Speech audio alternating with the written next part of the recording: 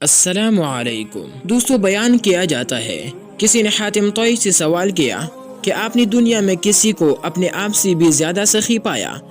حاتم نے جواب دیا، ہاں، ایک لکڑہارے کو۔ ایک بار میں نے اپنے مہمانوں کے لیے 40 اونٹ ذبح کی۔ دعوت عام تھی، جو آتا تھا پیٹ بھر کر جاتا تھا۔ اس دن میں کسی ضرورت سے جنگل کی طرف گیا تو وہاں ایک لکڑہارے کو دیکھا جو خشک لکڑیاں اکٹھی کر رہا تھا۔ میں نے اس سے کہا کہ تو آج یہ مشقت کیوں اٹھا رہے ہے؟ حاتم کے گھر کیوں نہیں جاتا؟ وہاں تجھے بہترین کھانا ملے گا۔ لکڑہارے نے میری یہ بات سنی تو بے پرواہی سے جواب دیا، جو شخص اپنی محنت سے پانی خوراک حاصل کر سکتا ہے وہ حاتم طوئی کا احسان کیوں اٹھائے؟ اپنی محنت سے کما سکتا ہے، جو نان جوے اس کو حاتم کے سخاوت سے سروکار نہیں۔